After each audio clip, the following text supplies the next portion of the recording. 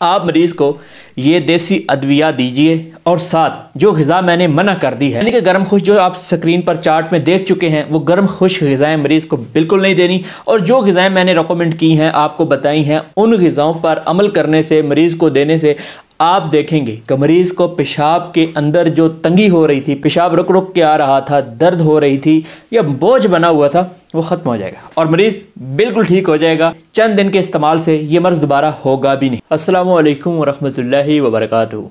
प्यारे नाज़रीन, कैसे हैं आप?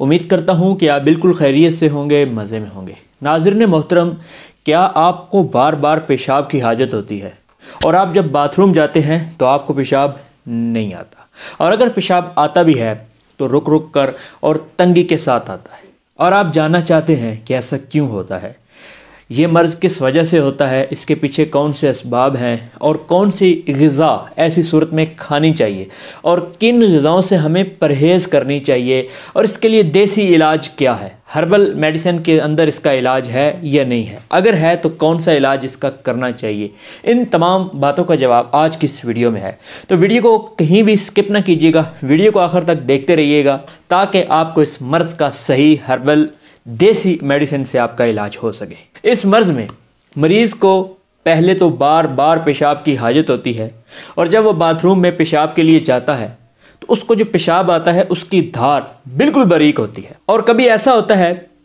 कि जाता वो पेशाब के लिए है, लेकिन पेशाब रुक रुक कर और बड़ी तंगी के साथ आता है। और बाज़ औक़ात ये भी होता है कि पेशाब बिल्कुल नहीं आता, मसाने के ऊपर बोझ, दर्द और तकलीफ़ महसूस होती है, मरीज़ पेशाब करना चाहता है लेकिन पेशाब नहीं आ रहा होता। ये इसकी अलामात होती हैं। और अगर इसके असबाब पर गौर किया जाए तो इसका सबसे बड़ा सबब है गर्म खुश्क ग़िज़ाओं का इस्तेमाल ज़्यादा करना। गर्म खुश्क ग़िज़ाएँ कौन सी हैं? गर्म खुश्क ग़िज़ाएँ हैं 4 नंबर ग़िज़ाएँ। स्क्रीन पर जो आप चार्ट देख रहे हैं, इसमें 4 नंबर ग़िज़ाएँ जिनके सामने गुद्दी लिखा हुआ है, गर्म खुश्क लिखा हुआ है, ये ग़िज़ाएँ मरीज़ को नुकसान करेंगी अगर वो खाएगा। ये ग़िज़ाएँ मरीज़ बिल्कुल नहीं खाएगा, इन ग़िज़ाओं से मरीज़ बिल्कुल दूर रहेगा।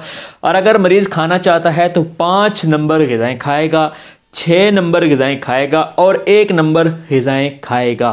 स्क्रीन पर आप देख रहे हैं 4 नंबर ग़िज़ाएँ हो गई बिल्कुल बंद, गुद्दी, और 5 नंबर ग़िज़ाएँ आप देख रहे हैं ये ग़िज़ाएँ मरीज़ खाएगा, और फिर 6 और 1 नंबर ग़िज़ाओं का इस्तेमाल करेगा। अल्लाह के फजलो करम से इस ग़िज़ा के ऊपर रहते हुए मरीज़ बिल्कुल ठीक हो जाएगा। अब इसके लिए देसी नुस्खा कौन सा बेहतर है? इसमें ट्रीटमेंट के लिए आप मरीज़ को देंगे 5 मुलय्यन। 5 मुलय्यन में क्या है? जंजबील 50 ग्राम है, नशादर 30 ग्राम है, मिर्च स्याह 10 ग्राम है और सना मक्की 80 ग्राम है। ये नुस्खे के अज्जा हैं। नुस्खा ये रहा 5 मुलय्यन। आप यहाँ से देख कर इसको बना लीजिए। 500 मिलीग्राम वाला जो कैप्सूल होता है, 500 mg वाला कैप्सूल, ये सुबह, दोपहर, शाम ताज़ा पानी के साथ मरीज़ को दें। दूसरा नुस्खा भी नोट कर लें, गुद्दी सोजश, सुहागा 20 ग्राम, 7 मुलट्ठी 30 ग्राम और गंदक 30 ग्राम। गुद्दी सोजश का नुस्खा भी ये स्क्रीन पर आ चुका है।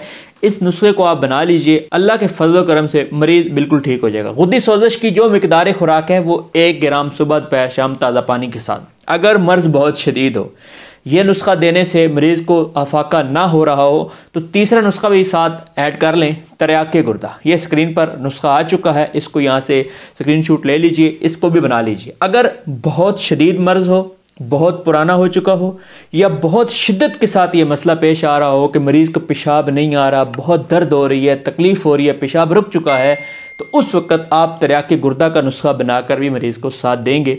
इसकी मिकदार खुराक होगी 250 मिलीग्राम सुबह, दोपहर, शाम ताज़ा पानी के साथ।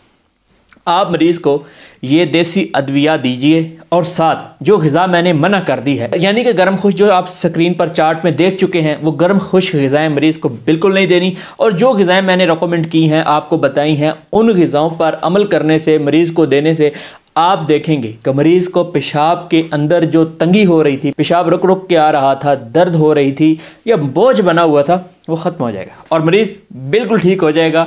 अल्लाह के फजल करम से चंद दिन के इस्तेमाल से ये मर्ज़ दोबारा होगा भी नहीं। अगर आज की वीडियो आपको पसंद आई है तो आपसे गुजारिश करूँगा, वीडियो को लाइक कीजिएगा। अगर आप हमारे चैनल पर नए हैं तो हमारे चैनल को सब्सक्राइब करते हुए साथ ही घंटी के निशान को हल्का सा दबाकर नोटिफिकेशन को ऑल पे कर लें, ताकि हमारी हर आने वाली नई वीडियो का नोटिफिकेशन आपको बर वक्त मिल सके, आप हर्बल मेडिसिन के साथ मुंसलिक रह सकें। अपने दोस्त अपने भाई हर्बलिस्ट हकीम अब्दुल मनान को इजाज़त दें, फिर किसी नई वीडियो में मुलाकात होती है। अस्सलामु अलैकुम।